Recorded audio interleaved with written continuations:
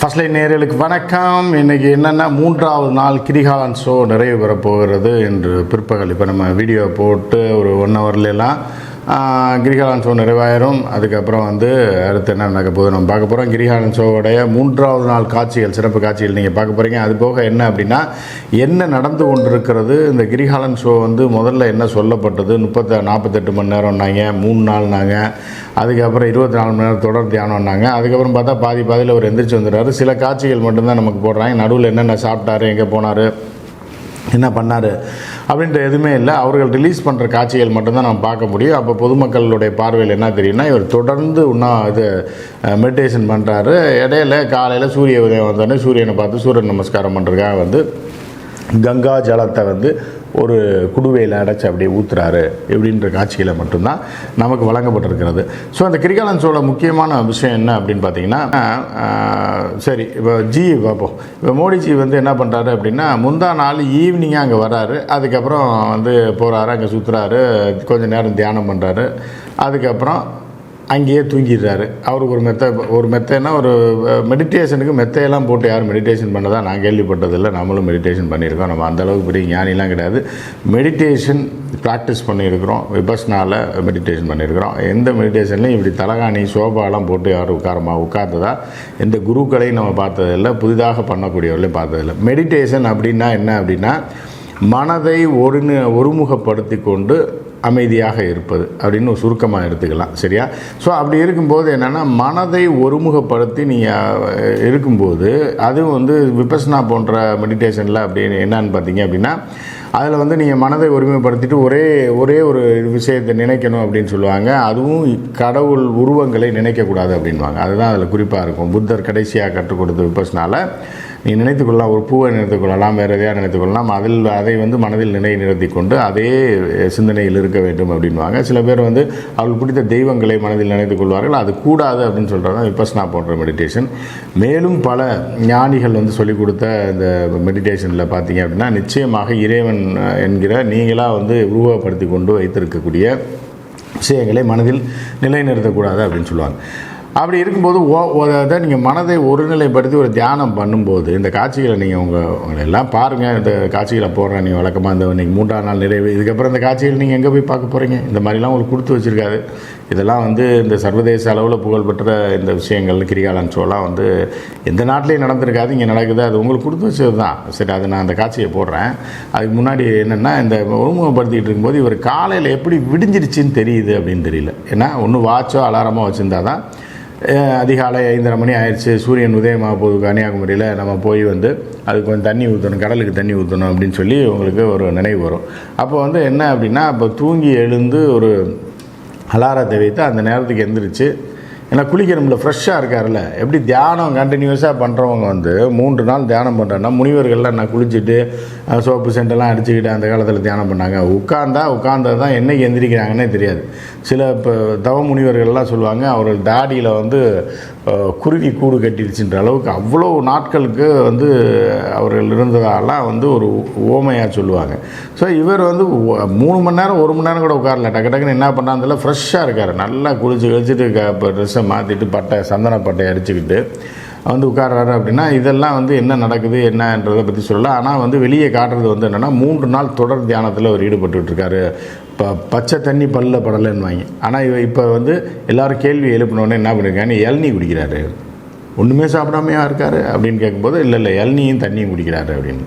சரியா? இப்படி இளநியும் தண்ணியும் குடிச்சிட்டு 3 நாளாக இருக்கார் அப்படின்னு சொல்லப்படுது. அதுக்கப்புறம் கரெக்டாக ஷார்ப்பாக லேட்டாக எந்திரிச்சிடறாரு போல், கொஞ்சம் சூரிய உதயத்துக்கு பின்னாடி.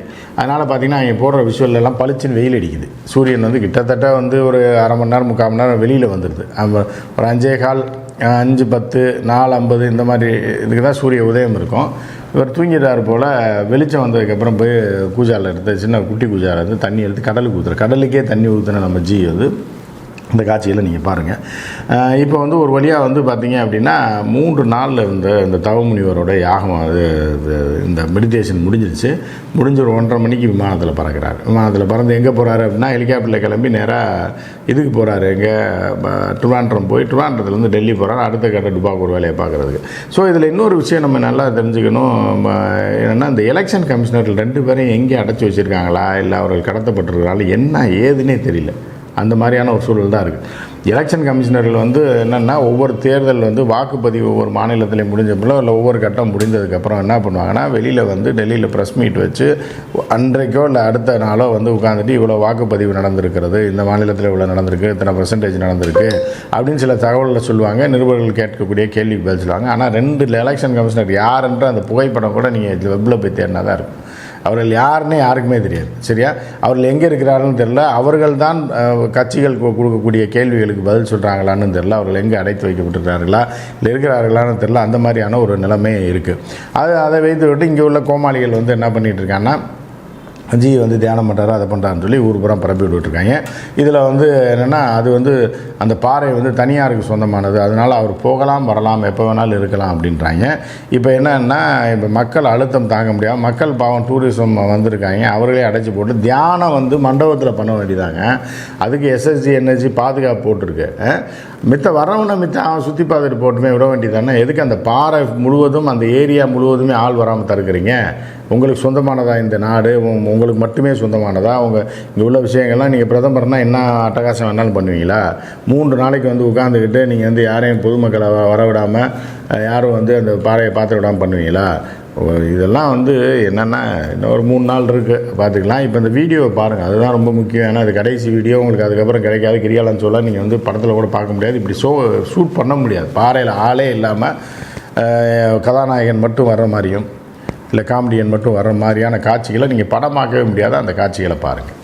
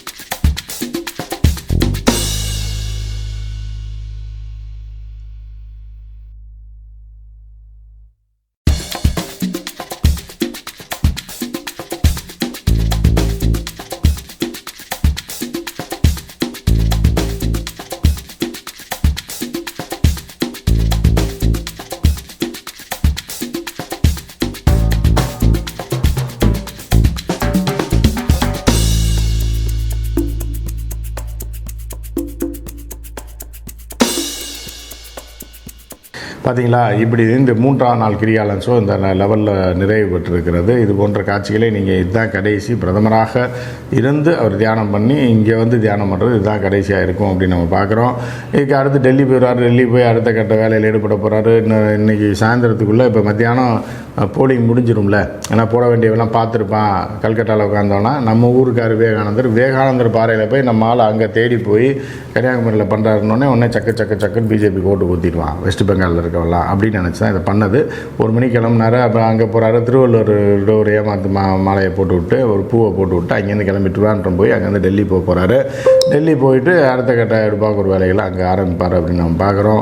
மற்றும் ஒரு நிகழ்ச்சியில் சந்திப்போம். கிரிகாலன் ஷோ இதோடு நிறைவு பெறுகிறது. 3ஆம் நாள் கிரிகாலன் ஷோ. நீங்கள் இன்னும் எதிர்பார்த்தாலும் நீங்கள் அதை பார்க்கவும் முடியாது, உங்களுக்கு கிடைக்கவும் கிடைக்காது.